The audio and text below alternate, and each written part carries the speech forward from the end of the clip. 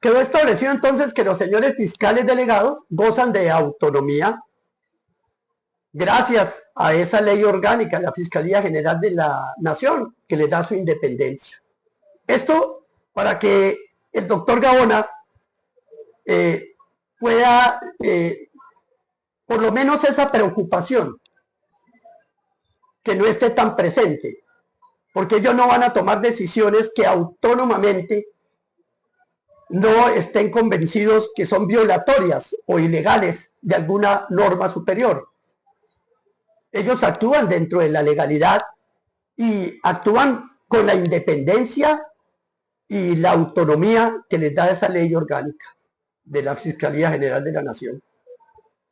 Dice el doctor Gaona que se suspenden esas órdenes de captura para estas personas que son delegados para esas conversaciones o acercamientos con el gobierno nacional, pero que esa suspensión de órdenes de captura son inclusive para aquellos órdenes de captura que sea con fines de extradición, y que ese punto le parece muy grave, dice el maestro Gaona, que es que atenta contra los tratados internacionales y que una directiva de la Fiscalía General de la Nación y un decreto reglamentario del gobierno como el 2272, insiste él, no pueden ir en contravía de los tratados internacionales.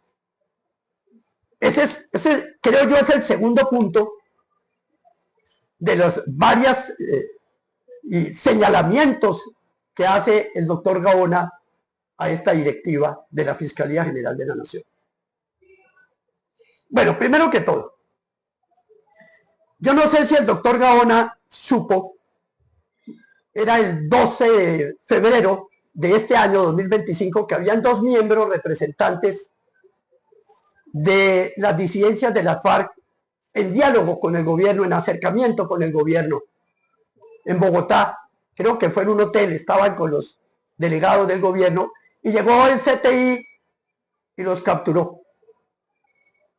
Tenemos la imagen porque vimos en televisión y esa imagen la tenemos. Inclusive tenemos la imagen llegando allá el comisionado de paz, el doctor Oti Patiño, para tratar de mediar y decir ellos son delegados, mire, para certificar esa condición. No obstante, le manifestaron a los funcionarios que prevalece esa orden de captura que tenían en contra de esos dos delegados de las disidencias de la FARC para los diálogos con el gobierno nacional, y procedieron a la captura.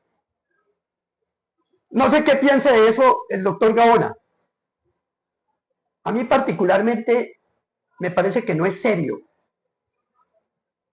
que estén unas personas que manifiesten su voluntad de paz después de estar, ellos venían de una zona tremendamente violenta, estos dos delegados, de las más violentas, y que manifiesten voluntad de paz. A mí me parece pues que el gobierno nacional y el Estado debe brindar todas las condiciones y garantías para que estas personas puedan estar en diálogos, en acercamientos de paz. Entonces, parece ser que lo que quiere la directiva, que tan duramente, jurídicamente critica el maestro Gaona, es precisamente evitar esa situación sucedido el 12 de febrero de este año, con esos dos representantes de los diálogos de las disidencias de las FARC. Ahora bien, él dice que prevalece el tratado y habla en un francés impecable. Quería decir en francés que los pactos, los tratados son para cumplirlos. Es que la palabra es para cumplirla, más o menos, pero lo habló en francés el maestro, que tiene conocimiento internacional. Bueno, yo ahí también tengo que hacer una observación. La extradición ha sucedido en muchos aspectos y yo invito al maestro Gaona que nos ubiquemos históricamente. Él sabe mucho de historia y los juristas debemos tener una noción clara de hechos históricos. y más un hecho de esta naturaleza como el que estamos tratando. El tratado de extradición se firma en Colombia con los Estados Unidos de Norteamérica en 1979. En 1980, al año siguiente, es la ley aprobatoria de ese tratado de extradición que se firmó en el 79. Pero en esa época no estaba el narcotráfico con esa presencia como lo estuvo unos años posteriores. Es decir, se desarrolla a finales del 70, de la década del 70 y en la década del 80. Todavía no existían estas órdenes de captura con fines de extradición. Era incipiente. Bástenos con recordar que Pablo Escobar Gaviria no era reconocido como narcotraficante en ese año 80, ni aún en el 81 ni 82, que estaba en política. En el año 82 estaba con su grupo político. Era el suplente del doctor Jairo Ortega a la Cámara de Representantes. Iba a Estados Unidos, tenía visa norteamericana. Es decir, nadie lo reconocía como narcotraficante, ni mucho menos tenía órdenes de captura nacional o menos de los Estados Unidos de Norteamérica. En el año 82, igual, y en el 83, todavía Pablo Escobar, ya en ese momento, año 83, ya era congresista.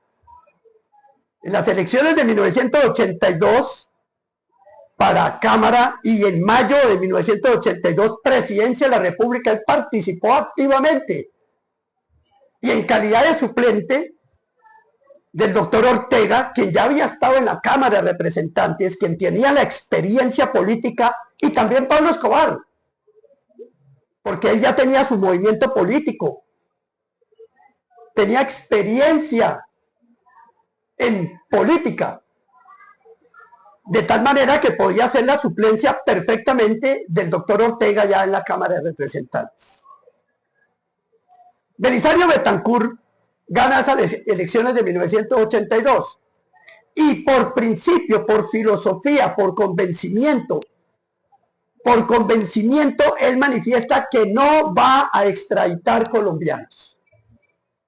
Esa es la directriz que da el presidente de la República. Habiendo un tratado y habiendo sido ratificado mediante ley en 1980, no obstante, él manifiesta que no hará uso de ese tratado de extradición por una convicción suya, filosófica. En el siguiente video continuamos con esta partecita de la historia.